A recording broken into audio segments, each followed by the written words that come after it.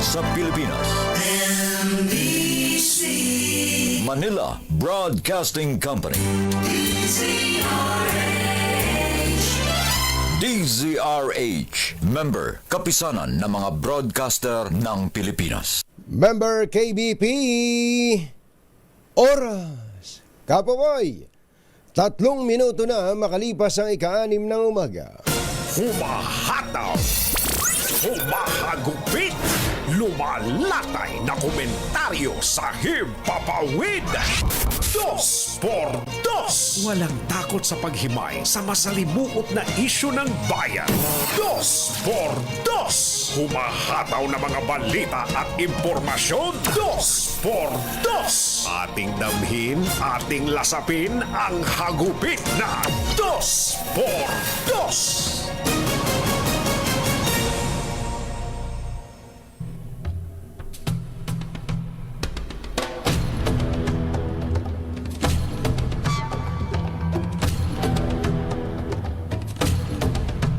Hindi po tinalakay ang posibilidad na magkaroon ng reenacted budget sa 2025 sa pagpapatuloy ng pulong ng Pangulong Bongbong Marcos sa ilang miyembro ng kanyang gabinete kahapon, 2 araw bago ang Pasko.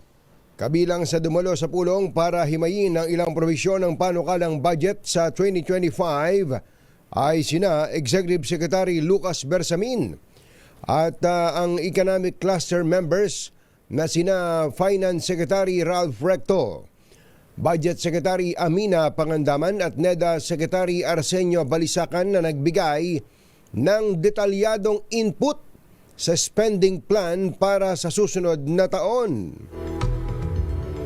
Sinabi po ni Presidential Communications Office Secretary Cesar Chavez, hindi nabanggit ang hinggil sa reenacted budget sa nakalipas na 20 pulong, ngunit ang isang bagay na gustong lutasin ng Pangulong Marcos ay kung paano ibabalik ang 12 bilyong pisong nawalang budget ng DepEd bago ito lagdaan sa December 30. Nakatakdasan ng pirmahan ng Pangulo ang 2025 national budget noong December 20, ngunit ipinagpaliban po ito matapos makita ang ilang questionablong detalye na hindi kabilang sa original na budget request. Isyu ng bayan. Dos. May team ang balak, magtago ka na. 2 por 2. Si Jerry at si Anthony narito na. 2 por 2. Hahataw ng todo, urado ka. 2 por 2. Ang katotohanan, dala nila. 2 por 2. Walang sinasamba pali, maniwala ka. 2 por 2. Hataw ng gusto, tol, umasa ka. 2 por 2. 2 por 2.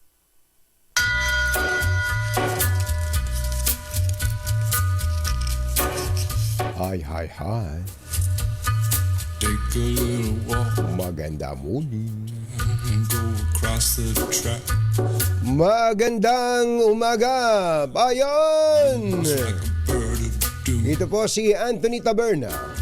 and crack. Umahabol si Jerry Baha. Secrets lie. Muli pong sumasa inyo ang 2 por 2 No humming. sa umagang ito ng Friday! Yuhuu! Square across the bridge, across the middle, across the Kala nyo wala ako ha? Nagulat kayo ha? on it. Oo, si Katunying po ito. Was a tall Hindi hand po ito AI. back coat with a red right hand. Uso mga may tama ngayon. Pambihirang patis. Etong si mother namin dito, sabi ko nga mother, umuwi ka na. Ilang araw nang may sipon at wala sa timpla tong maayos eh. Kindle low. Iba talaga ang pagmamahal at pagmamalasakit nito sa kumpanya. Alam mo kung nakikinig sa atin si Boss June Nick daw at si Attorney Attorney Reggie Hularbal. Ghost, he He's a good at pati na rin ang mga may-ari ng Manila Broadcasting Company.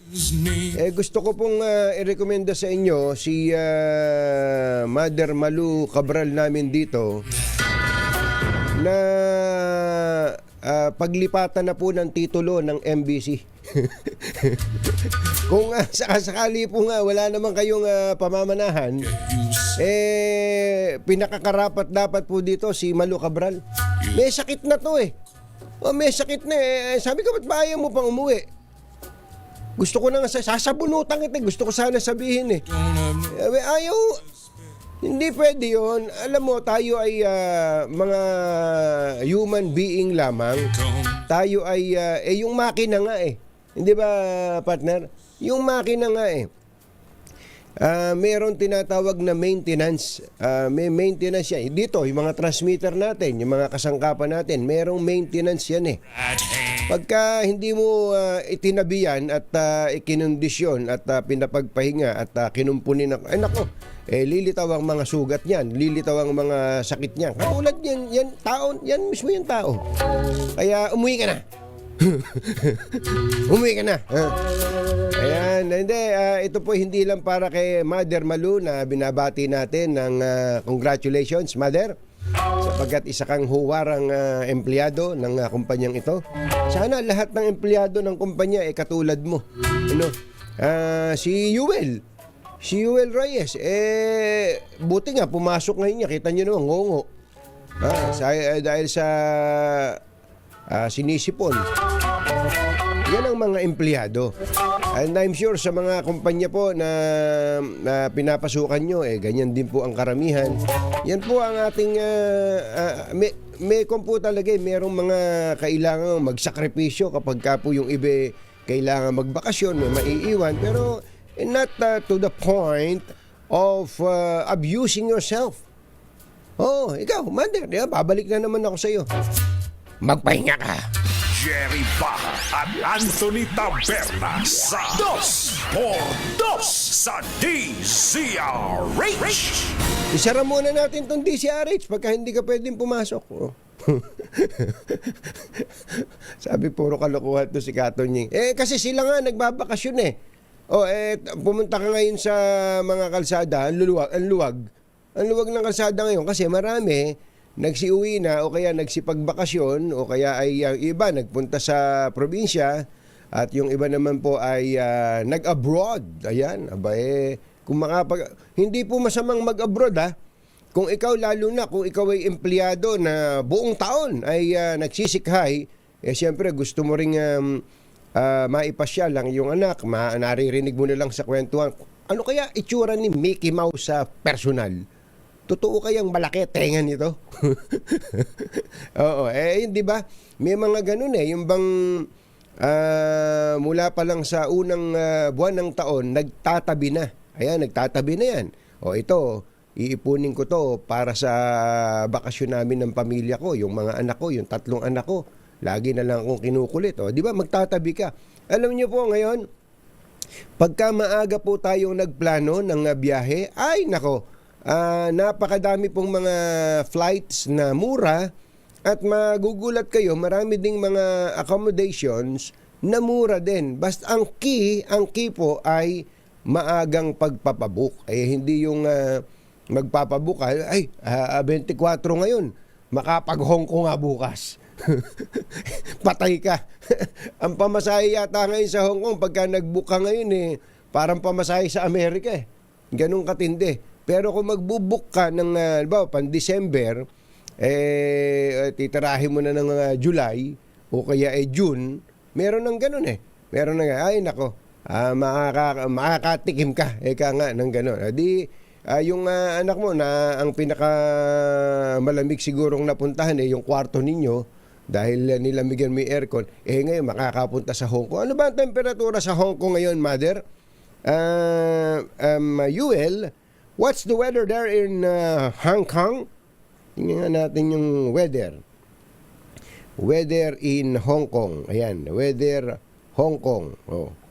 Ako, mas malamig pala sa Shanghai. Ang Shanghai ay 4 degrees. Grabe. Grabe naman tong Shanghai na to.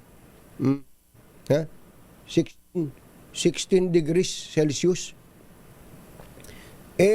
Ito, dito nga, yung 16 dito, nginingiki na kami. Ngayon, pagka nagpunta ka ng Hong Kong, napunta ka dun sa Victoria Peak, yung mataas. Mataas yan kaya nga peak mahangin dyan. Nako, talagang ngingikihin ka. Nung nagpunta si Het dyan, nangangapakang baba Hindi po ba? O yun ang sinasabi natin. Siyempre, yung iba, nagbabakasyon sa Europa, nagbabakasyon sa Amerika, nagbabakasyon sa Antarctica. Nagbakasyon sa Antarctica. Ewan ko sa inyo. Oo. At yung iba naman, nagpupunta sa iba't ibang, napakadami ring magagandang pasyalan dito po sa Pilipinas. Ako, kung ako tatanungin niyo, sabihin, halika, punta tayo ng Thailand. Kainit dyan. Pareho lang ng Pilipinas. Punta tayo ng Myanmar. Ayoko din dyan. Mga salbahe din ng mga leader dyan. Pareho din sa amin, mga politiko. Punta tayong Cambodia. Mapapala mo doon? Init-init doon. Parang, kumbaga, yung ating kasing rehiyon, halos pare-pareho lang, maliban doon sa sistema ng traffic. Ano ba? Sa Singapore. Ang init din sa Singapore. Pero hindi ka nang lalagkit ba? Yung mga mainit man, ang temperature 30, 32, 34 degrees, pero hindi ka nang lalagkit. Bakit? Hindi mausok mga sasakyan Walang usok Hindi ba? Nasa sa atin din yun. So, yung po mga magbabakasyon dyan, wala pong masamang magbakasyon. Kung meron kayong kapitbahay na nagbakasyon, huwag nyo ibabas. Ito, nagbakasyon na naman to. Lagi na lang nagbabakasyon. Magnanakaw siguro to. Ito, pusher siguro to. O prostitute siguro to kasi nagbabakasyon lagi. Huwag kang inggitero. Inggitero ka May ganun di ba? May ganun. Pagka umuunlad yung kapitbahay mo, nakapagbabakasyon, nakakapagpundar, matuwa ka. Darating panahon, pag nagsipag ka din, sumipag ka din, kagaya nito mga binabanggit ko sa inyo, Yuel Reyes, Mother, Malu Cabral, uunlad ng buhay ninyo. Sabi nga ni RSA, huwag ka lang manlalamang ng kapwa. Huwag ka manlalamang ng kapwa. Gawin mo ang tama. Kahit na may nambabas pa sa'yo, yung mga nambabas sa'yo, walang ginagawa yun, kundi mambas. Punta mo yung bahay, ubod ng dumi. Ang dumi ng bahay. Kasi ang inaasikaso, yung buhay ng may buhay ng iba, yung sariling pamamahay niya, hindi niya maintindihan kung ano gagawin niya. Yun! Ang mga kumbatsero ng bayan, Katunying at Ka-Jerry. 2 por 2. May pasok ba ngayon, Mother? Hindi ba deklarado ang holiday ngayon? Hindi pa? Paki-check nyo nga at baka special na ngayon. Wala nang pasok. Special non-working holiday po ngayon, sabi ni Mother. Deklarado to baka tayo so ibig sabihin kung ikaw ay empleyado, papasok ka plus 30%. Ayan, plus 30%. Kung ikaw naman ay empleyado at hindi ka pumasok, okay lang din 'yon dahil wala ka ring sweldo. Ayun, wala ka ring sweldo. Pero wala kang problema, hindi ka paparusahan dahil sa special non-working holiday. Sa December 26, no araw ba yun? Thursday, wala pang deklarasyon. Pero malamang, hindi po holiday yan. Pero last year, holiday ito Last year, yung December. Pero di bale, mga kababayan, basta makinig lang kayo sa DCRH, malay nyo naman. Habang tayo nagbibidahan dito, bigla pong may flash report. Ganito. Flash Report. Ano ba? Mamaya, baka biglang may mag-flash report sabihin, walang pasok, di ba? Pero ngayon, ang flash report natin, kung nag-umpisa tayong umupo dito, tumaas na po ang presyo ng diesel. Lako po! Ang bihirang patis. Tumaas na naman ang presyo ng diesel, tapos tumaas din ang presyo ng gasolina, tapos tumaas din ang bilang ng mga pasero sa PITX. Grabe. Record daw yung naitala ng PITX kahapon. At yung Batangas Port. Pupuntahan uli natin yung Batangas Port dahil kaawa-awa po yung mga gustong tumawid papunta ng mga island provinces. Halimbawa po yung Mindoro, Romblon, o magpunta ng Aklan, yung Katiklan, at iba pa. napakarami pong sumasakit ang ulo ngayon dyan. Ang haba ng pila. Isip-isipin mo, ang biyahe ng barko mo alauna halimbawa ng hapon, alas 4 pa lang na umaga nandun ka na. Ay nako, kabagabag, may mga nakita tayong video, mga nangakahiga na yung mga tao. Ano nga ba nangyayari? Alamin natin ang update yan kung meron bang i-improve ang kondisyon. Oras po natin, Achi Ahya, Mr. Jelong Tang, Lakyam Chapwehun, 6:18 ng umaga, ACS Balita. Susunod na. RS Balita. Walang makakaligtas, walang makakalampas. Saan magsulok ng kapuluan, Luzon, Visayas hanggang Kamindalawan. Basta't may balita, ipagwagwagan ng sikat na tagapagbalita. ACS Balita. Kasama ang 2x2 tandem Anthony Taberna at Jerry Baha. ACS Balita. Ang programang ito ay hatid sa inyo ng ACS Manufacturing Corporation, ISO certified, maker of world-class quality Pride detergent.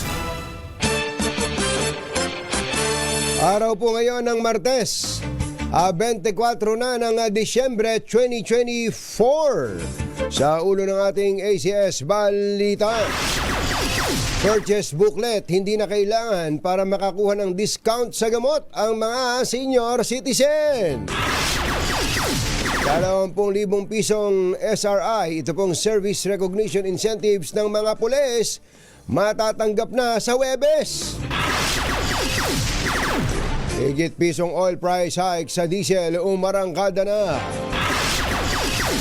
Dagsa ng mga tao sa Batangas Port, record-breaking sa 25,000 bawat araw. Online ticketing system isinusulong ng PPA. DOH nakapagtala ng 17 sugatan sa paputok sa loob lang ng 24 oras. 74 anyos na nanay pinatay ng 24 anyos na anak sa Ilocos Sur. Magandang umaga, Luzon, Visayas at Mindanao. Good morning, Philippines. Hello, world. Sa pangalan po ni Jerry Baha, ito si Anthony Taberna. At ito ang ACS Balita. ACS Good News. Unahin natin ang ating ACS Good News. Hindi na po kailangan ng mga senior citizen na magpakita ng purchase booklet para makapag-avail ng 20% discount sa mga butika. Batay ito sa nilagdaang bagong administrative order ni Health Secretary Teddy Herbosa. Sa naturang kautusan, inaalis na ang dating requirement para sa mga senior na magdala po ng purchase booklet kasama ng valid ID at reseta ng doktor upang makakuha ng discount. Sa panayam ng DZRH, sinabi ni Health Assistant Secretary Albert Domingo, narating nila ang desisyong ito matapos reviewin ang Expanded Senior Citizens Act of 2010. Hindi na po kailangan na magdala o magpakita ng purchase booklet para sa mga ating nakatatanda na senior citizens kapag sila ay gagamit ng 20% discount para sa gamot. Ang kailangan na po lamang ay yung ating senior ID or any national ID na merong birthday para malaman po ang edad. At ikalawa ay yung ating reseta mula sa ating doktor. Yan po ang tinig ni Dr. Domingo ng DOH. Yan. Dr. Albert Domingo, Health Assistant Secretary Albert Domingo. Yuel, hindi ba kayo nagkamali ng lagay ng picture? Hindi ba si Hederan yun? Yung inilagay natin kanina. Kamukha eh. 6:26 na umaga, ito pa ang isang ACS Good News. inaasahang maibibigay na po sa Huwebes, December 26, ang 20,000 service recognition incentives para sa mga tauhan ng PNP. Oy, good news! Kanino kaya mapupunta itong 20,000 na to? Sa number 1 o sa number 2? Joke! May tinamaan ba? May tinamaan ba? Ito po ang sinabi ni PNP spokesperson Brigadier General Jean Fardo kasabay ng paglilinaw na hindi totoo ang kumakalat na dokumento online na nagsasabing hindi ba ibibigay ang SRI ng mga PNP personnel. Dagdag pa ni Fardo, kasalukuyang nasa proseso na ang pagbibigay ng SRI sa mga pulis at may pondo para rito. Nilabas na to ni Secretary Amina Pangandaman. Sa katunayan, nangako din niya ang Pangulong Bongbong Marcos na dadagdagan niya ang budget ng PNP para masiguro ang 20,000 pisong bonus sa bawat pulis. We have to really thank our Chief PNP, si General Roque Arbil, na talagang sinuguko po niya na this time around ay may makukuha po na mas malaki po yung ating PNP. At nagpapasalamat din po tayo sa ating Pangulo dahil during the last command conference po ay nag-commit po siya, actually naglabas din po siya para dagdagan po yung pondo po ng PNP para this time around po ay buong 20,000 po ang ma-receive po ng kapulisan.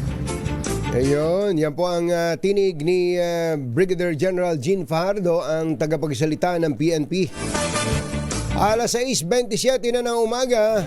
Ay, magandang umaga kay Director Dennis Ayag. Director Dennis Ayag, kumusta na po ba kayo? Nagluluto daw siya. Ano ba yan niluluto mo na yan? Bekenemen. At magandang umaga rin kay Vic De Leon Lima. O yun, Vic Lima, good morning. Tama kayo, tama, di ba? Kapag ka maagang nag-book, oy, Vic Lima, hindi mo na daw kailangang dalhin yung booklet mo. Magpupunta ka sa butika. Reseta na lang sa kayong ID. Kuyang Danny Flores ng San Pablo, Laguna, magandang morning! At sa atin namang bad news. Umarangkada na po ang panibagong oil price hike ngayong bisperas ng Pasko. Umaabot sa 1.45 ang taas presyo ng diesel, 50 naman sa gasolina at 75 sa kerosene. Nanisi po ang Department of Energy at ang sinisisi nito ay ang paghina ng piso kontra dolyar at pagbagsak ng supply ng krudo sa Amerika. Ano makinalaman natin doon? Inamin po ni PPA General Manager Jay Santiago na may kakulangan ng barko at inaabot ng ilang oras bago makasakay ang mga pasaherong magsisiuwi sa kanilang mga probinsya para doon magpasko. Sa harap ito ng naitalang record-breaking na dami po ng mga pasahero sa Batangas Port simula pa noong nakaraang linggo na umaabot sa 25,000 per day. Dahil dito hinimok ni GM Santiago ang mga shipping lines na magpatupad ng online ticketing system para matugunan ang pagdami ng mga pasahero sa panahon ng holidays. GM.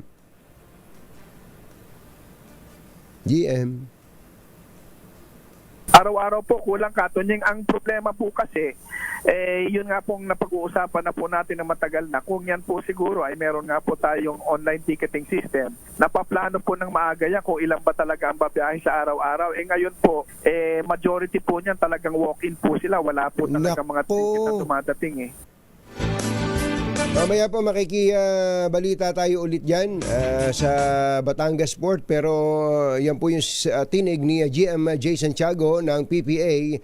Samantala, marami rin pong pasero sa iba't ibang terminal ang nakaranas ng pagkaantala dahil sa kakulangan naman ng mga bus at barko na pinalala pa ng patuloy na pagsasaayos ng mga kalsada.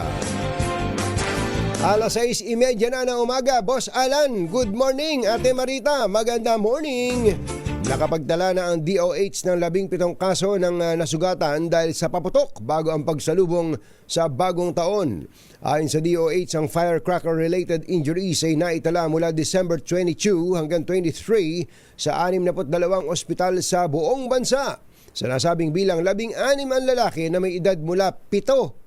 Pambihira, may naputukan 7 taong gulang hanggang 37 years old. Habang isa naman ang babae na may edad 20. Sinabi ng DOH na mas mataas ito kumpara sa 6 na kasong naitala sa katulad na panahon noong nakaraang taon. Payo ng DOH sa publiko, sa halip na gumamit ng mga paputok ay gumamit na lamang ng drums, trotot at iba pang bagay na nakakagawa ng ingay. Pinatay ng 24 anyos na lalaki ang kanyang 74 na taong gulang na nanay matapos itong pagalitan ng putulin nito ang kanilang mga tanim na kape sa likod ng kanilang bahay sa barangay Dinwede West, Cervantes, Ilocos Sur. Kinilala ni Police Captain Alden Isang, hepe ng Cervantes Police, ang biktima na si Adelina Bayawa na isang byuda, habang ang sospek ay ang anak nitong si Raxon Bayawa. Sa investigasyon, lumitaw na nagkaroon ng mainitang pagtatalo ang mag-ina bago kumuha ng kahoy na panggato ang sospek at pinalo sa ulo ang kanyang sariling nanay. Kaagad namang sumuko si Raxon sa pulisya at inamin ang ginawang krimen. Naharap po itong 24 anyos na sospek sa kasong parisay. Susunod! Ito palang ating sandatahang lakas nanghihingi daw po ng missile. Ano ba basa talaga dito, Yuel? Ikaw magaling sa pagbigkas. Ano ba tawag yan? Missile o missile? Missile o missile? Pagka nakikinig ka sa mga newscast, di ba? Newscast ng mga CNN o kaya NBC, ABC, missile. Tayo dito, mas maganda ang dating missile. Sa amin po kasi sa Nueva Ecija, pagka sinabing missile, tigdas po yun. Magbabalik po ang mga balita dito sa ACS Balita. 6:33 in the morning. This time, saan mang sulok ng kapuluan, ACS Balita! ACS Balita! Ang programang ito ay hatid sa inyo ng ACS Manufacturing Corporation, ISO Certified, maker ng world-class quality Pride Detergent. Hi! Maganda morning! Anong araw today, mga kumbatsero? Yun, today is Laundry Day Friday! Yuhuu! At pag Laundry Day Friday, all you need is Pride Washing Machine Detergent. May triple stain away formula kaya tanggal ang makapit, madikit at malupit na dumit man siya kaya easy ang labada. Kaya pala mula noon hanggang ngayon, all you need is Pride. All you need is Pride. ACS. Kasama ang 2x2 Tandem Anthony Taberna at Jerry Baha. ACS Balita. Flash Report. Flash Report!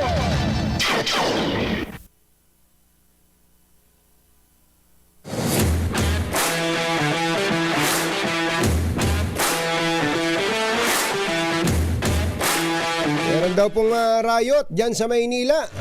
Pambira, dapat nagmamahalan na kayo. Ano nangyari? RH29, Boy Gonzales, saan yan, Boy? Dito yan sa may tabuting Katunying at napatabi kami ng oras de oras habang binabagtas namin itong Rizal Avenue. Pagdating sa may Abad Santos LRT Station ay nakarinig kami ng batuhan ng bote at bato na mga kabataan na nasa 20 mahigit magkabilang barangay 374 kalaban nila sa may Dinulupian kabilang barangay na ayon dito sa mga naka-witness ay siyam na araw na ito tuwing makatapos ng kanilang simbang gabi ay dito nagkakaroon ng riot itong mga kabataan. Pakinggan natin yung isa sa mga witness at nakapag-responde rin ang isang pulis ng Blooming Street PCP. Madalas ba? Araw-araw po. Anong oras? Pagtapos sa simbang gabi, mga alas 5. Pagkatapos sa simbang gabi? Oo. Dito na sila nagsasalubong? Nung nakaraan nga ako, nagsaksakan pa sa Murug eh. Sa Murug, nagsaksakan? Ngayon mo lang nakita. Pagka nagro-ronda ka rito, wala naman.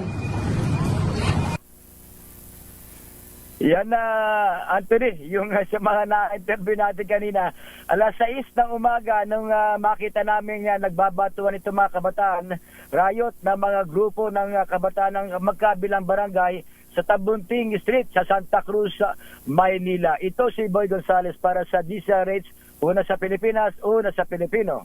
Kasama ang 2x2 Tandem Anthony Taberna at Jerry Baha. ACS Balita. Kaya po nang binabanggit ko kanina, ang top story po ngayon sa mga pahayagan, ito, Army wants mid-range missiles for Philippine Defense. Yan.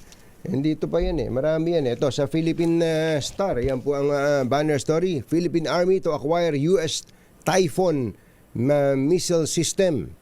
Yun. At asan pa ba? Meron pa isa Ito, Manila Standard, yan din ang banner story Philippine to buy Typhoon missile system. Mukhang ang sinasabi po ng Philippine Army dito ay kailangan talaga natin ng mid-range missile kasi yan para sa proteksyon ng ating pong teritoryo, especially kapag po may mga aali-aligid kinakaya-kaya po tayo Sabi siguro wala naman yan puro bunga nga lang yan pero sabi nga, if you walk the talk, kung ano yung sinasabi mo sasabayan mo ng gawa, yun ang gustong ipakita ng Pilipinas. Medyo mahal po ito pero hindi naman, sabi po ni Army Chief Lieutenant General Roy Galido, it does not necessarily mean na ito pong American-made na Typhoon missile system ang bibilhin natin. Pero mukhang kailangan na po talaga daw nating mag-invest sa ganitong klase po ng defense system para po protektahan ang ating pong 200-mile exclusive economic zone. Isyu ng bayan, katotohanan, 2x2. Makibalita nga tayo uli sa Batangas Port. Kausapin natin si Port Manager Joselito Sino Cruz, PM. Magandang morning, si Katunying po ito. Magandang umaga po, Katunying. Magandang umaga po sa inyong mga taga-subaybay. Kumusta na po dyan ngayon sa Batangas Port? Kahapon ay nung nakausap namin si GM Jay Santiago, umamin siya, ubod ng dami talaga ng tao. 25,000 per day since last week. Kumusta po ngayon as we speak? Kagabi po ng alas 12, nagsara po tayo sa 20,000. No? Pero yung mga bandang alas 10, medyo humupa na po yung pagdating po ng ating mga pasahero. Ano pong ibig sabihin nun?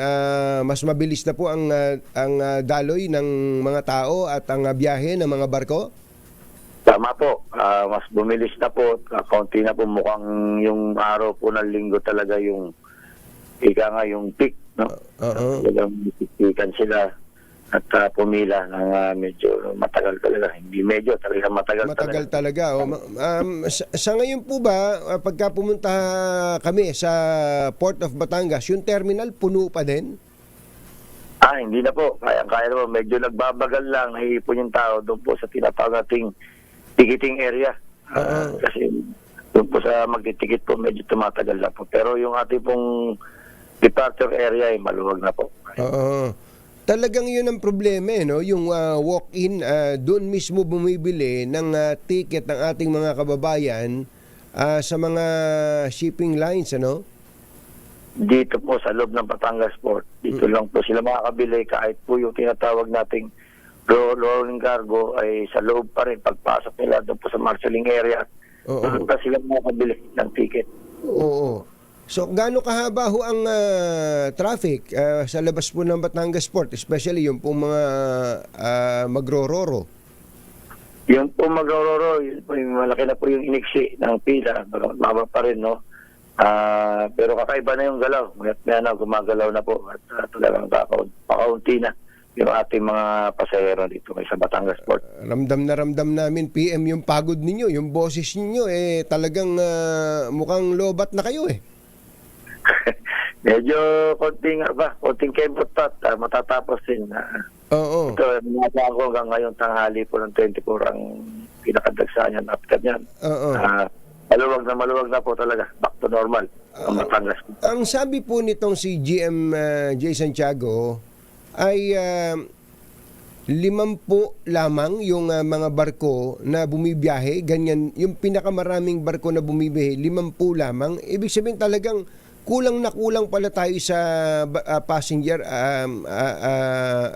ships po, no? Tama po. Yung po ang aming pong kalkula yun, dapat nga po. Lalo na po yung ganitong panahon, talagang kulang na kulang po. Baka tumakbo po lahat sila, no? At ginawa natin ang paraan na pabutiin po yung tinatawag na turnaround time. Pero kulang ko, hindi po kaya. Hindi kaya. Yung po normal, yung hindi ganitong peak, gaano katagal ang turnaround time? Dito sa Batangas Port, medyo tumatagal dahil nandiyan dyan pa yung tinatawag na dito nagbabunkering. Oo. Ang watering andi dito. So, pagdikit dito, siguro pinakamatagal niyan dito. Pinakamababang tagal niyan, mga 3 oras. 3 oras. 3 oras, pero dahil nga dito sa peak at siguro kinalampag nyo sila ng gusto, yung 3 oras, gaano po ang ikli na lamang nung turnaround time? Nako, pagdikit pa lang kami nakikiusap na pagbalik na lang kayo mag-bunkering at watering. Pagbabalo kanilang all day, pinasasakyan na po namin kagad. Oo, but without sacrificing the safety of our passengers, no? Tama po. Ang amin po lang pong inano yung diesel nila, no? Bunkering and watering, no? Kung kaya pa naman, sige, biyahe na muna. Lalo na po yung biyahe Mindoro dahil 2 oras lang naman po yan. Malapit lang, oo. Malapit lang. Yung naman malalayo yun, talagang wala tayo magbabunkering talaga yan. Daling yung mga galing ng Katiklan, daling ng Romblon, no? Talagang siguradong ubos po yung nilang diesel at tubig, kaya nagkakarga po muna. Ako po ay doon sa mga nakikinig sa atin at nanonood, ako po ay nakakasakay ng ferry mula po dyan sa Batangas Port papunta ng Oriental Mindoro. Kaya yung ordinaryong araw okay ang ganda ng daloy, kaya lang siyempre pagka po ganito, ang tawag nga po natin dito peak season, kaya nga sa pangalan pa lang peak season, talagang ubod ng dami. Kaya lang PM, hindi po sana ito maging normal kapag ka peak season na kung nakakamatay lang yung mura ng tao, palagay ko nagtumbahan na pare-pareho mga nandidiyan sa Port of Batangas. Ano po ba yung tingin ninyo na paraan para hindi na ito mangyari? Kasi yung pagdadagdag ng barko, parang that is beyond your control, no? Hindi naman kayo bibili ng barko, wala naman kayong pambili ng barko. Ano po pwedeng gawin na meron po kayong kapangyarihan, PM? Sa palagay ko, kailangan nang ipatupad yung sinusulong ng Philippine Ports Authority sa pamamagitan ng ating General Manager, Atty. J.J. Santiago, yung tinatawag na online ticketing. Kasi doon talaga tumatagal. Minsan nagpupunta rito yung mga pasahero, wala na palang ticket, so dito na natutulog. Hindi naman umaalis po. Kaya yung online ticketing na matagal nang gustong ipatupad ng Philippine Ports Authority, yun ang kailangan. Sa tingin ko, ang laking bagay po nun. Oo, kasi hindi ka pupunta dyan kung wala kang ticket. Ganun, ano? Tama po. Kaya po yung mga pasahero naman po, nagdudumaan talaga na makapunta rito, sumisiksik talaga. Nasa pangamba na hindi makabili ng ticket, hindi makasakay. Kaya halos sabay-sabay, wala sa importante, makasiksik sila. Saka po, PM, siyempre, human nature, kapag ka nakakita ng ferry yan, kahit na hindi pa niya oras, makikipagunahan ng sumakyan. Sa tagal na siguro naghihintay, may mga ganun po bang incidents? Ay, tama po kayo dyan. Yan po yung nangyari din po nung linggo ng hapon. Halimbawa po yung barko, may biyahe po ng alauna, natikitan. Tapos yung shipping line, may biyahe po ng alas 3, natikitan. Tinawag na boarding na po yung pang-alauna, yung pang-alas 3, sumasakay din po. Nako. Kaya nagkagulo. Kaya nga, yun, sabi ko nga, human nature, yung bang dahil sa inip ka na, pagod ka na, gustong-gusto mo na umalis doon sa terminal, hindi po ba? Tama po. Ang problema po, hindi yung katulad sa aeroplano na may seat number. Dito po'y wala. Kaya talaga mag-uunaan din lalo. Oo nga, may pisiksikan, kaya ang dami pong inimatay. Halos itinulak nga po yung pong boarding gate at napunta po sila ro sa rampahan na hindi naman safe doon. Kahit na wala na po yung barko po noon. Nandun po sila nagantay na po ng barko. Ay, grabe. Nai-imagine ko ang stress na inaabot ng ating mga kababayan. Yun nga, nabanggit na natin kanina, pagod. Pero hindi po exempted sa stress yung mga personnel ng Port of Batangas. Kumusta na po ba yung mga tao nyo dyan? Di ba sumusuko na? Kaya pa po. Medyo kailangan lang moral mataas, kaya kasama ko sila on the ground, no? Katulad na kagabi, ng madaling araw, alas 2, nandiyan po tayo, kasama natin yung mga gwardiya, port police, so nagmamando po yung pila po naman ng rolling car ngayon, private vehicle. Medyo pakapi-kapihin natin konti pag may oras. Tama. At sabi ko naman lilipas din. Totoo po yan. Pero yung po, isa pang tanong natin, kung ang ating mga kababayan ay nauubusan ng pasensya o nawawala ng tiyaga sa sobrang tagal na nung paghihintay po nila, sana yung ating mga personnel ay wag namang maikli ang pisi. Siyempre, pag may nagrereklamo, baka mapaaway na rin yung mga tao ninyo. Sabihin nyo, kailangan yan pinakamahaba pasensya ng mga government employees. Tama po kayo dyan. Kailangan kahit sinisigawan na tayo nakangiti pa rin. No? At tao pa rin tayo, pero yun po talaga sinasaad po sa ating pong civil service rules. No? Opo. Okay, ilang bagay na lang. Kapag ka po ba nandidiyan sa loob ng Port of Batangas, yung mga walang extra pambili ng pagkain, tubig, dahil nga sa hindi nila inaasahan ganun sila katagal, meron ba kayong provision para dyan? Sa ngayon po, wala po tayong budget para dyan. No? Bagamat pinakikiusapan na lang po natin yung ating private operator. Tulungan para makakain po. May mga lugo. Pag minsan, yung tubig naman, pagpasok po sa terminal building ay libre po. Basta meron lang po ito nalagyan. Talagang pwede yung kayong kumuha. Meron kayong purified water doon, ano? Meron kayong mineral water, hindi funeral water, mineral water. Mineral water po talaga yan. Kas mawin naman po yun. Ayun, opo. Okay.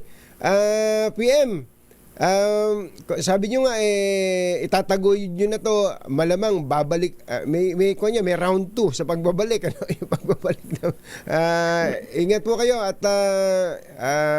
good luck po sa ating mga personnel ng Port of Batangas. Magandang umaga po sa inyo. Magandang umaga po, Katonying, at maraming salamat po. Opo, si Batangas Port Manager, kaya ako PM ng PM, baka akala nyo radio station yun, ano? PM, Port Manager Joselito Sino Cruz ng Batangas. Sa ilan pa nating balita, isinisisi po ang pagbagsak ng trust at approval ratings ni Vice President Sara Duterte noong Nobyembre sa nangyaring bangayan sa politika. Lumabas po kasi sa resulta ng Pulse Asia Survey kung saan mula sa dating 61% noong Setyembre ay lumagapak sa 49% ang trust rating ni VP Sara, habang mula sa 60 ay naging 50% na lang ang approval ratings nito. Sinabi ni Pulse Asia President Dr. Ronald Holmes, maaaring nakaapekto ng gusto kay VP Sara ang sunod-sunod na issue na kanyang kinakaharap. Kabilang dito ang kontrobersyal na paggastos ng confidential funds ng Office of the Vice President at DepEd na tumangging ipaliwanag si VP Sara at di umano'y pagbabanta nito sa buhay ng Pangulo, First Lady Lisa Araneta Marcos at kay Speaker Martin Romualdez. Sinabi ni Holmes na bagamat may mga naniniwala pa rin sa Vice Presidente, may mga Pilipino rin naman na naghihintay ng kanyang mas malalim na pagpapaliwanag sa naturang issue. Isinusulong ni Senator Amy Marcos na mapalakas pa ang mga pelikulang Pilipino at suportahan ang mga kalahok sa Metro Manila Film Festival. Para sa senadora, hindi lamang ito para sa kasiyahan kundi pagkakataon ng mga filmmaker na magpakitang gilas at ipamalas ang galing ng mga Pilipino. Kabilang sa itinutulak ni Marcos ang pagbubukas ng mas maraming oportunidad para sa mga artista at creator sa bansa, pati na rin ang pagbibigay ng proteksyon sa trabaho ng mga manggagawa sa creative industry. Nagatid sa kabuuan ng ating ACS Balita sa pangalan po ni Jerry Baha, ito si Anthony Taverna. Kasama ang 2x2 tandem Anthony Taberna at Jerry Baha. ACS Balita. Balitang makatotohanan, balitang maaasahan. ACS Balita. Ang programang ito ay hatid sa inyo ng ACS Manufacturing Corporation, ISO certified, maker ng world-class quality Pride detergent. Anthony Taberna, Jerry Baja, 2 por 2. 2 por 2. Let's Marvin Gaye and get it on. Yee! You got the healing that I want. Napakahaba ng commercial natin na yun, pero hindi kami nagre-reklamo, ha? Ibig sabihin ay ramdam ng mga advertisers natin, nakapartners natin sa paglilingkod bayan, na number 1 ang DZRH. Yun naman ay mismong lumabas sa research ng Kantar Media sa Metro Manila at Mega Manila. Number 1 ang DZRH at kami po ay nagpapasalamat sa inyong lahat.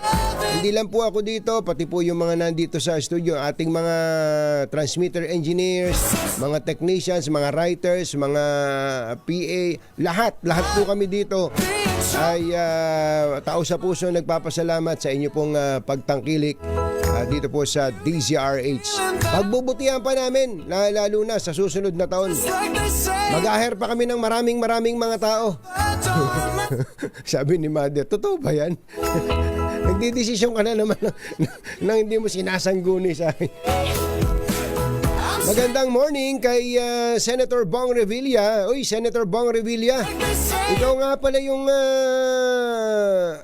may pakana nitong expanded centenarian law, no? Senator Bong Revilla, magandang morning. O yung mga matatanda dyan, yung mga senior citizen na makakaabot po na edad na 80, 85, 90 at 95, magkakamit po kayo ng cash gift. Ayan, eto cash gift na hindi naman ganong kalakihan. Ito ay 10,000 pesos lang na, pero malaking bagay na po yun. Ayan pinapaalala po ni Senator Bong Revilla na may 10,000 pesos na dapat na matanggap ang mga matatanda na abot sa edad na 80, 85, 90 at 95. Teka muna, kung ba yun, Mother? Ano ba, nag-80 ako ngayon, 10,000. Pag nag-85, tatanggap uli ako ng 10,000. Galing, ano? Ang mga centenarian po naman o mga senior citizen na abot sa 100 taon ay makatatanggap ng one-time cash gift na 100,000 pesos. Sabi po ni Senator Bong Revilla, siguradong may pondo na yan ngayong 2025 budget at ang importante daw po, itong halos 200,000 senior citizens na umaasa dito ay makabiyaya. Oy, mga taga National Commission of Senior Citizens. National Commission of Senior Citizens. Sabi ni Senator Bong Revilla, ipatupad niyo yan, starting January yan. So, ilang araw na lang yon. 9 days to go.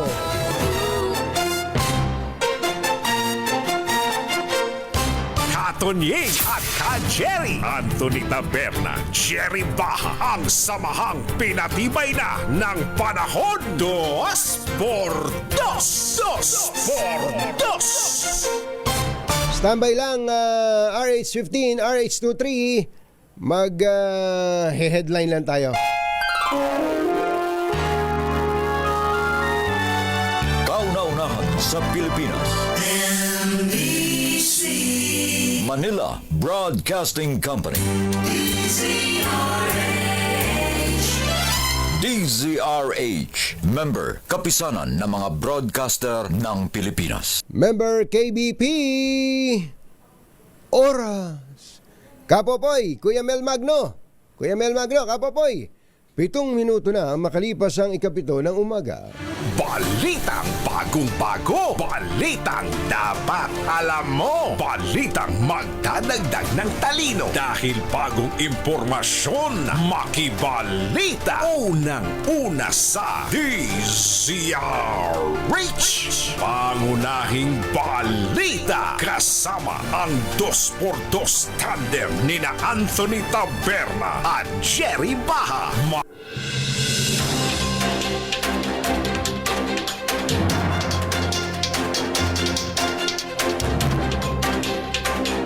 Araw po ngayon ng Martes, December 24, 2024. Sa ulo ng ating mga pangunahing balita, Malacanang hindi magpapatupad ng reenacted budget. GAA lalagdaan na sa December 30.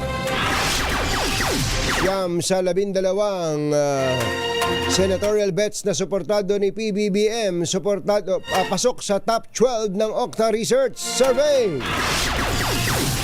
AFP bibili ng US Typhoon mid-range missile system. Dito patay kabilang ang 2 bata sa isang aksidente sa South Cotabato. At Pope Francis may mensahe sa mga marites ngayong Pasko. Iwasan daw po ang chismis na ugat ng kasamaan. Magandang umaga Luzon, Visayas at Mindanao. Good morning Philippines. Hello world. Sa pangalan po ni Jerry Baha, ito si Anthony Taberna. At ito ang Pangunahing balita.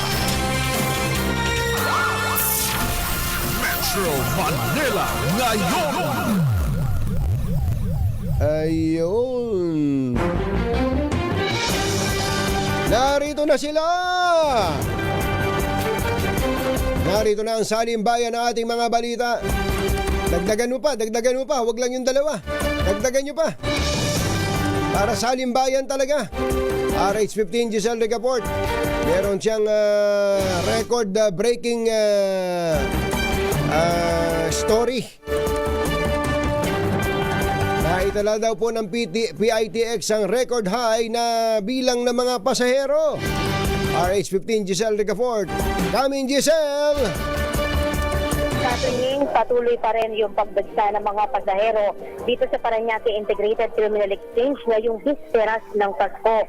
Ayon dito kay Corporate Affairs and Government Relations sa Jason Salvador, hanggang kaninang alas 12 ng ating gabi, tumalo raw sa panibagong record high na halos 233,000 ang mga pasahero dito sa terminal. 3 milyon ang inaasahang mga pasahero sa PITX hanggang Enero at 6 ng susunod na taon. Pero kumpara kahapon na halos magkapalitan na ng mukha mga biyahero, mas maluwag ngayon itong terminal, partikular ang mga nagkapila pa Bicol. Hindi na kasi fully book ang halos lahat ng biyahe, partikular ang Pabicoladia hanggang bukas yan December 25 at mula sa 20 hanggang 24 oras, 16 na oras na lamang daw ang travel time doon. Pero sabi ng mga dispatcher, pagpatak ng December 26 hanggang 30, fully book na raw ulit ang kanilang mga biyahe dito. Pakinggan natin yung ilang pasaherong hahabol pauwi ng kanilang mga lalawigan. Kaya lang, nagpaka-reserve kami nung first week, fully book na. Kasi ano pa lang daw November pa lang, yung mga online, saka yung mga maagang nagpa-reserve ng November, wala na kami nabutan. Kaya ito, uuwi ng 24. Marami kasi mga pasahero na mahirap yung pagsakay. Tapos hindi rin agad sa trabaho kasi wala namang naitalang krimen o anumang untoward incident ang management, pero may mga nakumpiskang kontrabando mula sa mga mananakay. May isang pasahero ang nakuhanan pa ng 3 pack ng paputok habang karamihan ay matatalim na bagay. Ito si Giselle Ricaport para sa DZRH, una sa Pilipinas, una sa Pilipino. Metro Manila ngayon. Maraming salamat sa iyo, Giselle Ricaport. Puntahan naman natin ang papunta ng norte. At nasa isang bus terminal si RH23 Edwin Duque. Come in, Edwin! Katunying bumuhos ulit ngayong umaga mga biyahe na dito sa mga terminal, particular na itong Victory Liner dito sa Caloocan. Ito yung biyaheng Cagayan, Dagupan, Baguio, Locapo, Ima Zambales, o Ima Santa Ana, San Fernando. Ayon dito kay Ginoong Santos ang Buster dito terminal. Kagabi yung pinakamaraming pasahero na mabot ng hanggang kanina madaling araw. Bumuhos ang biyahe ng Dagupan, Baguio, Cagayan dahil mabilis yung palitan ng mga bus dahil sa dami ng mga parating galing sa ibang bahagi ng Metro Manila. Wala pa ito sa mga servisyon ng mga ticket na para hindi na mahirapan pumila, pero maaga pa rin dumagsa na yung umaga yung mga pasahero na sila yung mga hindi nakasakay kahapon hanggang kagabi na humabol. Kaya yung mga atin tujig ay dito na natulog sa bus terminal. Nasa 120 bus ngayon yung palitang patungo ng norte, habang yung biyahe naman ng Bulacan ay nasa 60 yung bumibiyahe ngayon. Inasa nga dadagsa pa yung mga pasahero nga patungo ng norte ngayong maghapon. Yung galing sa iba't ibang bahagi ng Metro Manila. Tinayak naman ito sa Police Colonel John Adoles. Ang pulis ng Caloocan na sapat yung persa ng Caloocan Police sa tulong ng Northern Police District para bigyan ng seguridad ang mga tao na karamihan ay dumadagsa hindi lamang sa mga bus terminal dahil sa iba't ibang lansangan at iba naman ay nabibili sa iba't ibang mall dito sa Caloocan. Visible ba yung visible yung Edwin, visible yung police pagka nagpunta ka diyan sa may Victory Liner, may makikita ka bang patrol car ng police sa may labas man lang tapos medyo may ikot-ikot na mga police? Pagka ganun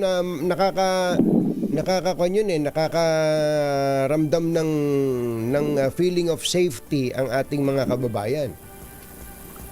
Tama nga, Tujig, may mga information desk dito sa harap ng Rizal Avenue. May dalawang mobile patrol na naka-standby rin.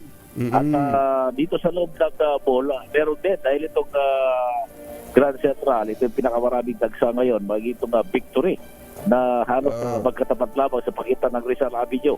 At meron din bagong inilagay na outpost dito sa mismo Monumento Circle at makikita mo na may building nakaparada at doon sa kabila naman papuntang magagalit sa kanya si Mayor Along Malapitan pagka hindi visible ang pulis diyan. May mga report pa ba ng mga diyan, yung mga pickpocket, mga snatching sa area na yan lalo pagka ganito marami tao? Medyo nabawasan. Kita mo na. Nakabakasyon ng mga kolokoy. Bantay sarado sila ngayon. Iba ang dating pag may pulis. Iba ang dating. Siyempre. Nagkaroon na ng takot. At marami rin nakasibilyan yung mga nakasibilyan, pinakalam din ng mga sikreta nung panahon natin.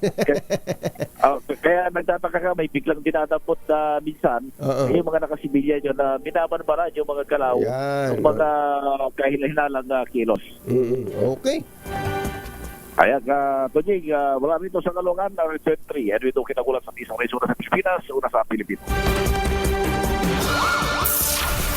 Metro Manila ngayon. Yung sinasabi natin, sobrang importante po na yung mga tao, yung ating mga kababayan, may makikitang pulis na handang sumakalolo sa kanila pag may gumawa ng kalokohan. Di ba? Kaya yun namang gagawa ng kalokohan, medyo magdadalawang isip. Maliban na lang kung alaga ng pulis.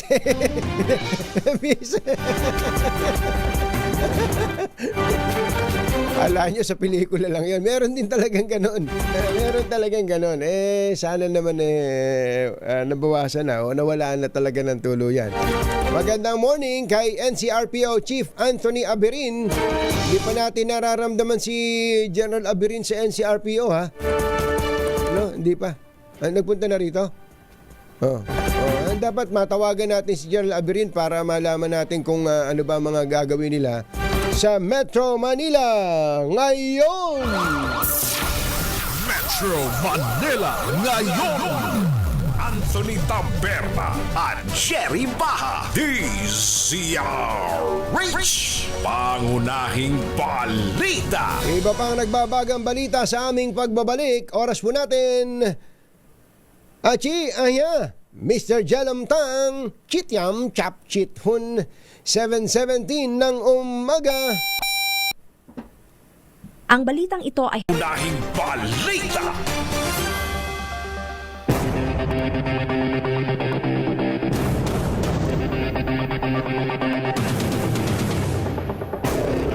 Alas 7:22 ng umaga.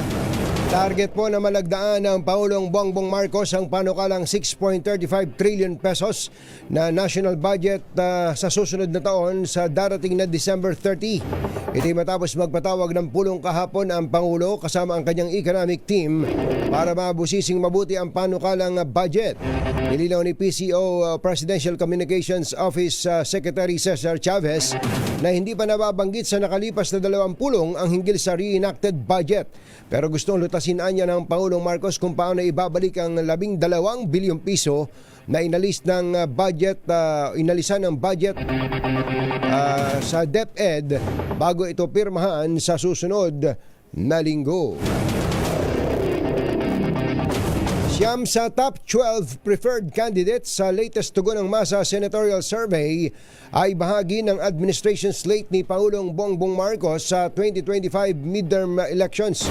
Sa survey ng Okta Research mula November 10 hanggang 16, nangunguna si ACT-CIS Party List Representative Erwin Tulfo na tumatakbo sa administration slate sa nakuhang 73%. Pangalawa ang isa pang Tulfo, si Ben Tulfo na isang independent candidate na nakakuha ng 66%. Nasa ikatong pwesto si dating Senate President Tito Soto na sinusuportahan din ng administrasyon na nakakuha naman ng 63%. Nasa ika-4 na pwesto si re-electionist Bongo sa nakuha nitong 52%. Ang iba pang pumasok sa top 12 ay sina incumbent Senators Pia Cayetano at Bong Revilla na nakakuha kapwa ng 49%, Panfilo Lacson 47%, Manny Pacquiao 38%, Lito Lapid 36%, Tol Tolentino 32%, at dating DILG Secretary Benhur Abalos Jr. nakakuha ng 30%. Bibili po ang Philippine Army ng US Typhoon missile system upang maprotektahan ang maritime system ng bansa. Ito ang nihayag ni Army Chief Lieutenant General Roy Galido matapos na makita ang kahalagahan nito sa pagprotekta sa ating soberenya. Gayunman nilinaw ni Galido na ito'y plano pa lang at ang aabutin pa ng 2 o higit pang taon bago tuluyang mabili ng Pilipinas ang bagong weapon system mula sa planning stage. Dagdag nito, hindi pa rin naman napopondohan ng naturang missile system sa taon 2025. Matatandaan na inilagay ng US Army ang mid-range missile system sa Northern Philippines ngayon taon para sa annual joint military exercises kasama ang mga kaalyado nito sa kabila ng kritisismo ng China na nagdudulot ito ng gulo sa Asia.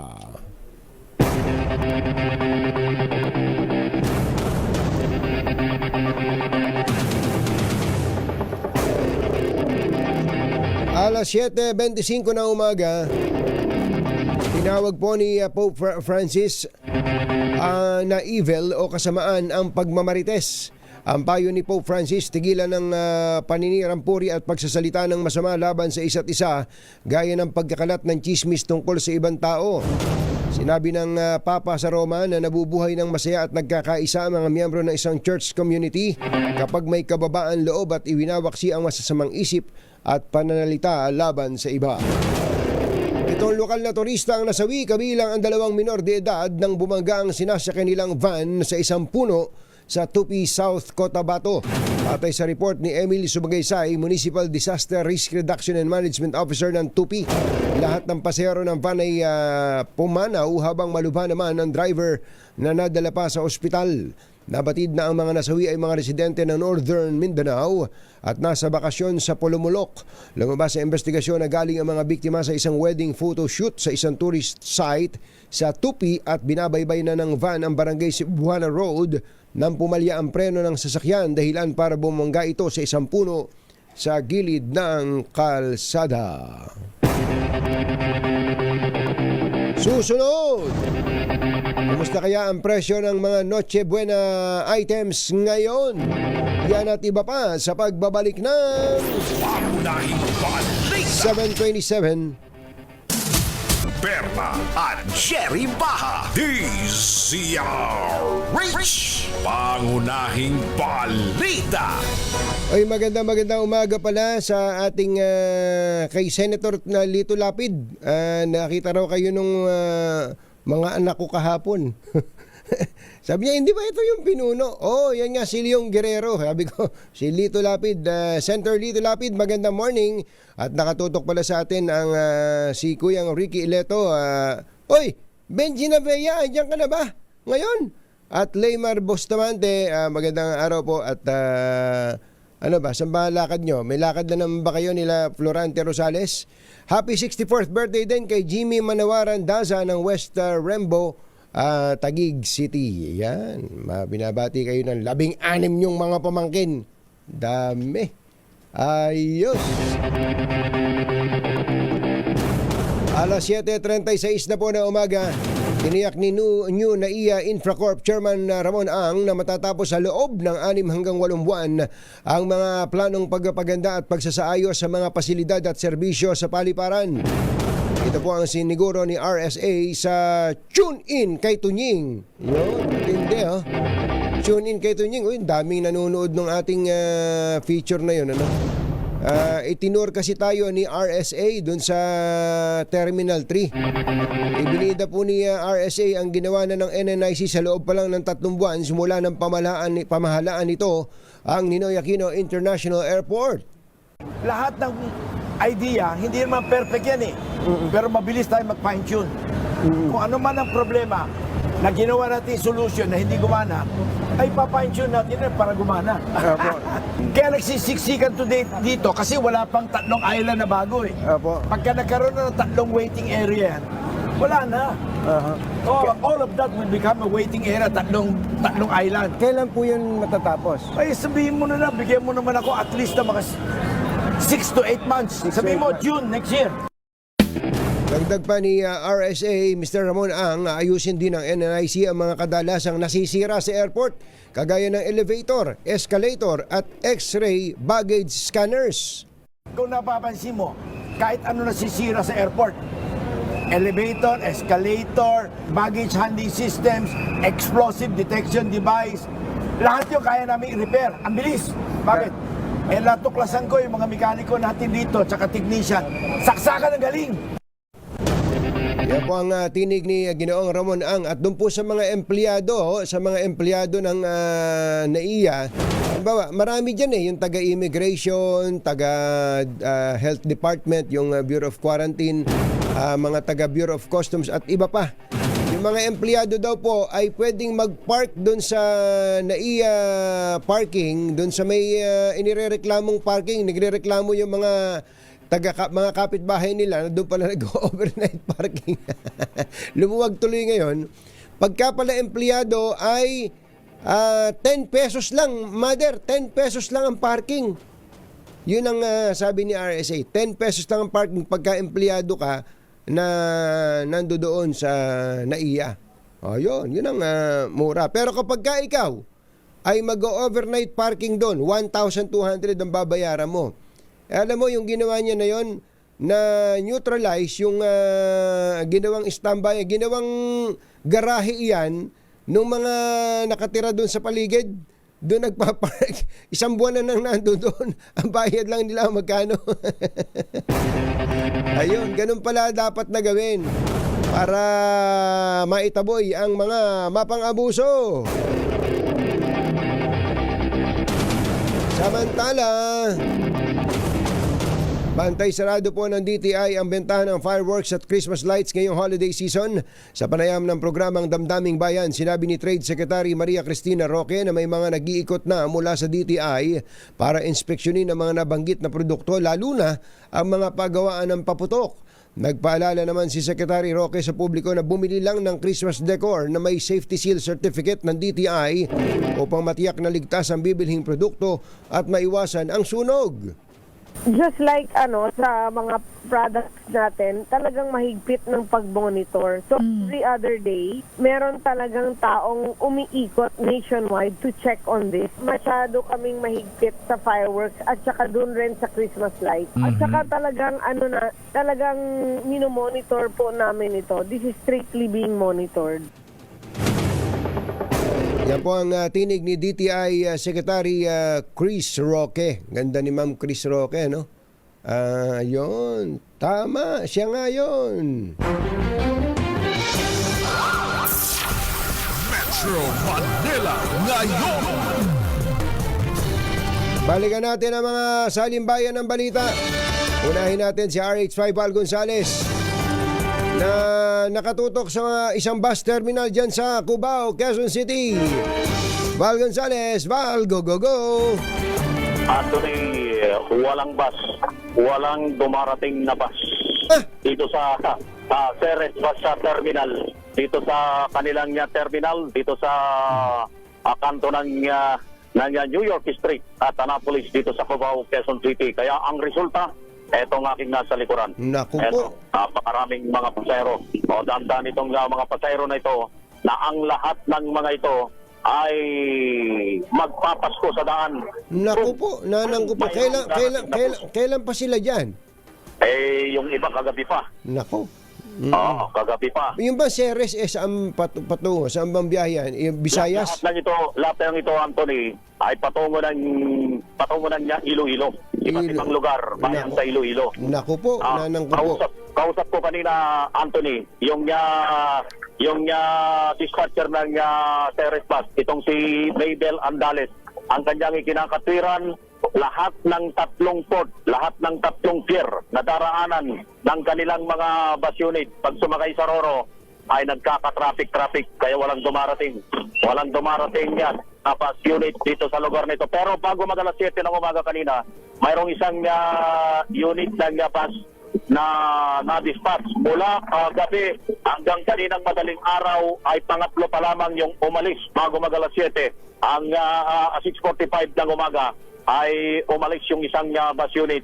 Ayun ay puno ng pasahero. Pero yung inaasahan na 20 unit na magsasakay sana dito sa mga pasaherong ito pauwi ng Iloilo na kapag regular na araw walang traffic, yung regular na biyahe 18 oras. Pero ang binabanggit nitong mga matagal nang umuwi ng Iloilo, abutin sila ng higit pa sa isang araw. Higit 20 oras yung ibibiyahe nitong mga kababayan natin na nandito at naghihintay ng himala na darating na kung may darating na bus dito sa bus terminal dito sa Cubao. Yung tatlong mga pier na dadaanan nito, ang una siyempre itong nandito sa may Batangas, yung Batangas Pier, yung pier sa Rojas Mindoro, at yung pinakahuli, yung Katiklan Port. Lahat daw ng kanilang mga bus unit ay natatraffic dun sa 3 port na yon. Kaya itong ating mga babaeng dito ay... Ma'am, saan po kayo papunta sa Mindoro? Eto si Sir. Saan po kayo papunta? Estancia po. Sa Estancia, Iloilo. Estancia, Iloilo. Anong oras po kayo dito, Sir? 5:15. Anong oras po yung supposed to be biyahe po ninyo? 7 po. 7? May ticket pa ho kayo? Meron na po. Oo. Anong pinabanggit? Bakit alas 7 na? Wala kayo po? Hindi rin daw nila alam. Kaya dapat nakamonitor yan na alam nila kung may darating na bus o hindi. Nag-aabiso sila dapat. Tama yun. Tama yun. Hindi nila alam. Oo. Alam mo, Anthony, kanina mayroong isang nagre-reklamo rin na lumapit sa atin dito. Hindi na raw kumikibot, wala nang maisagot yung nagbibigay ng ticket. Ang sabi naman nitong gwardiya na kausap ko ay hindi na makapag-i-issue pa ng bus ticket. Wala nang i-issue pang bus ticket dahil lahat ng mga darating sa mga oras na ito, kung wala kang ticket, chance passenger.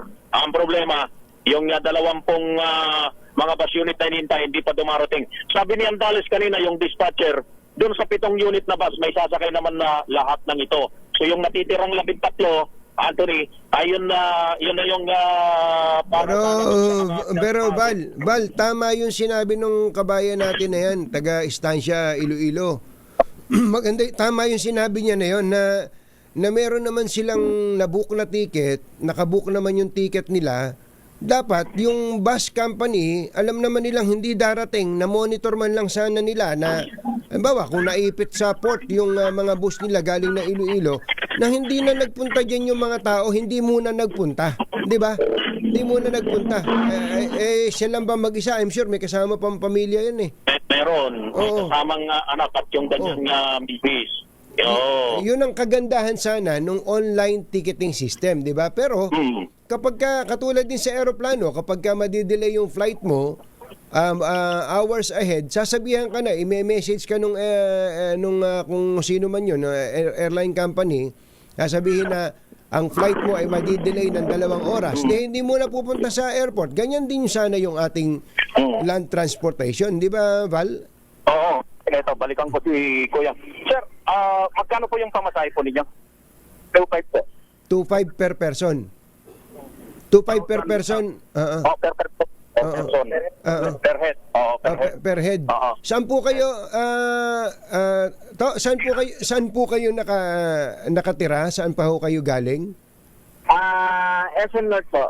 SM North. Eh di sana kung naabisuhan man lang kayo nung bus company na madidelay na mga 2 oras o 3 oras o 5 oras, eh di nasa bahay lang sana kayo at hindi kayo nangakasalampak dyan, ano? Opo, sana nga po. Ay nagaan nga po namin para makapwesto yung gamit namin bagay ng maayos. At makapwesto ng maayos dito ba sana. Kaso, anong oras na po, wala pa rin. Oo. So hanggang ngayon, wala pong sinasabi sa inyo yung bus company? Wala pong abiso. Paano? Maghihintay lang kayo dyan? Parang gano'n na nga po. Sus Mariosep. Ay naku, yung kasama niyo po ba ilan kayong family members dyan? Isang bata. Oo, kawawa naman yung bata. Lalo na pagka uminit dyan sa lugar ninyo. May mga sanggol pa talaga. Oo, naku, ang bihira naman. No? Okay, partner, ingat kayo. Ayun, actually, meron pa nga binubulong sa akin si Kuya, yung 20% discount kay estudyante. Hindi rin binigay sa kanila. Oo, yung pa isa. Ito yung mga panahon na kailangan talaga yung LTFRB. Nako. Dito sa mga terminal ng bus. Dahil yung 20% ang laki nun, Anthony. Talaga? Ang laki nun. Pero hindi ibigay sa kanila. Yung discount, hindi po, kasi naka-discount na raw po kami. Kapag dito daw po kami sa Terminal 27, kapag doon 25, kaya wala na po discount yung estudyante. Kasi naka-discount na kami ng 200. Kaya wala na siyang discount. Hindi ba 20%? Kung 20% yung discount, 20% ng 27, 540 yun. Apo. Yan yung ano nila. Nakasave na raw po kami ng 200, kaya wala nang discount yung parehas na lang na po yung mabuti. Sa may basta yung may terminal yung Naku. doon kami kumuha. Di ba ikuha natin yan, ilapit natin sa kinaukulan. Yan yung masakit na katotohanan. Lahat dito nakatunghay, nag-aantay doon sa... Walang bubong yan ha, walang bubong. Walang bubong. Walang bubong. Pagka umulan yan, o kaya kawawa yung mga may mga lalim, may mga dalang bagahe na yan. Ayun, oo. Ito nga si nanay, pauwi nang niya ilo-ilo din. Ayun, may dala-dala pang refrigerator. Ayun, may refrigerator. Sa inyo ba? Sa inyo yung refrigerator? Sa inyo yung refrigerator? O yung kay Kuya pala yung refrigerator. Natarapan kasi ni nanay. Pero may dalang refrigerator. Akala ko kay nanay. Ang bihira. Bagong refrigerator to, Kuya. Aba, pasalubong sa nanay namin. Ayos.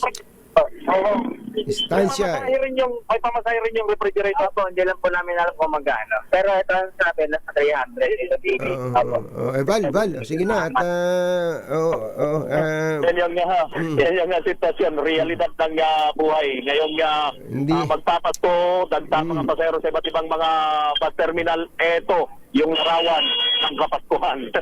Mula sa Ceres Bus Terminal, dito sa New York, sa Cubao, Quezon City. Ako si Val Gonzales, Visa Ray, una sa Pilipinas, una sa Pilipino. Maraming salamat sa iyo, Val Gonzales. Alam nyo, itong ating transportation sector, hindi lang frustrating, disappointing. Hindi po ito bago eh. Pasensya na kayo panahon ng dapat ay hindi naman kalungkutan ito. Pero kung gagawin po nating normal itong ganitong klase ng sitwasyon, magsialis na kayo dyan, yung mga nangakaupo dyan sa gobyerno. Napaka-basic nun eh. Di ba basic siya? Basic.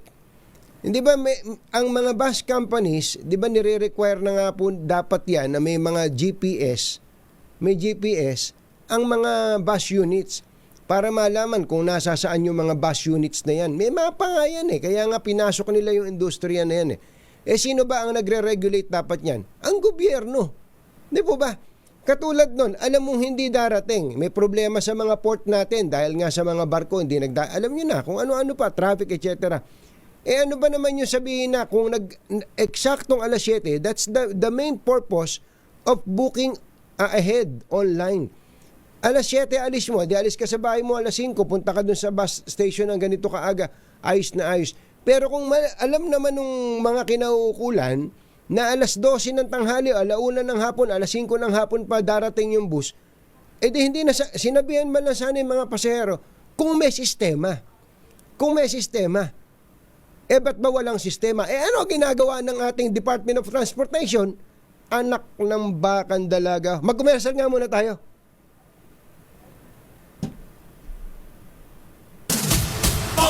Ay, Kuya Jerry Labasan, baka masipon ka. Paulan-ulan daw dyan, kagabi pa, dyan sa Laguna.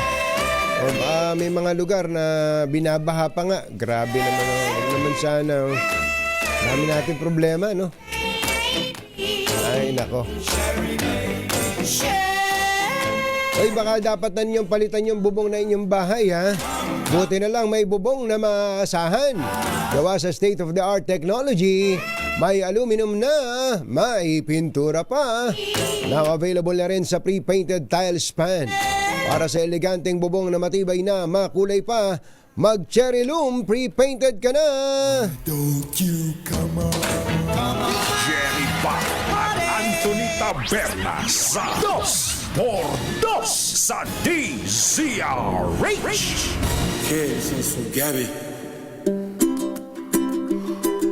Ay, nako, buhay. Alam niyo naman ako, sa mga nakakakilala na po sa atin, ang akin pong ipinopropagate na paniniwala, huwag tayong umasa sa gobyerno. Huwag tayong masyadong umasa sa gobyerno. Kumbaga, kung gusto nating umasenso, ay gawin muna natin yung papel natin bilang isang mamamayan, no? Yun po aking paniniwala kasi kapag inasa natin ang buhay natin sa pamahalaan at hindi naman naibigay sa iyo ang inaasahan, malulungkot ka lang, masasaktan ka lang. Pero may mga bagay po na hindi mo man dapat iasa sa gobyerno, pero obligasyon na po ng gobyerno. Katulad po nito, Department of Transportation, kanina pa po natin pinag-uusapan ang tungkol sa port. Ano sabi? Bakit po nagka-impakto? Katakot-takot ang pila ng sasakyan na sasakay sa Roro. Katakot-takot ang mga pasahero na nandun sa Port of Batangas. Bakit po? Bakit po? Sapagkat ang mga tao bibili pa lang ng ticket doon sa port. 25,000 tao ba naman yun eh? Paano hindi magkakaroon ng anarkiya at chaos doon po sa port? Ang tagal na palang isinisigaw ng Philippine Ports Authority yan. Sino ba magdidesisyon niya na dapat online na ang sistema ng pagbubuk? DOTR. Mga taga-DOTR naman, bilis-bilisan nyo naman kumilos. Bilis-bilisan nyo naman. Tulad nito sa bus. Sabihin ninyo, dapat bus company na ang nananagot doon. Tama, bus company po nananagot doon. Isip-isipin nyo, may bata doon, may sanggol doon, merong mga kargang katakot-takot, wala namang bubong yon. Pagka umulan dyan, mamaya lang, kung hindi man umulan, di umaraw ng matindi, napakainit ng araw doon. Kawawa yung ating mga kababayan. Meron bang magagawa ang gobyerno doon? Meron. Katukin ang mga bus companies na ito. Ano po ba ang kakayanan ng mga taga LTFRB para gawin yon? Nasa kanila ang lahat ng kapangyarihan, sapagkat sa kanila ang issuance ng permit ng prangkisa. Sino ba gagabay sa mga kumpanyang ito? Di gobyerno. Hindi ba mahirap ba para sa mga kumpanyang ito na kung mag-online booking ay kapag ka madidelay ang flights o ang biyahe, sabihan ahead ang ating mga kababayan. Meron na nga online booking. Alam naman, yung pong tinatawag na GPS, yung GPS, hindi po na mahal ngayon yun. Mura na po ngayon yun. Yung malalaman mo kung nasaan yung mga units ng bus mo. Alam mo na rin kung anong oras darating. So, ba't kasi tayo nangangarap ang umunlad? alam niyo, pag napunta ka sa ibang lugar, sasabihin mo, may pag-asa pa bang umunlad ang bayang ito? O hanggang dito na lang ba talaga tayo? Magsara na kaya tayo? May ganun. Minsan ganun no? Meron namang magagawa Kaya, kung merong magagawa at ayaw gawin, mga kababayan, umalis na kayo dyan. Umalis na kayo, mga taga-DOTR na ayaw nyo namang gawin yung trabaho nyo. Umalis na kayo dyan. Ibigay nyo na sa iba. Pwede ba? Pasensya na kayo, ha? Happy holidays! Happy holidays! Bye! Happy weekend! Woohoo! Damdaming bayan! Susunod na! The dream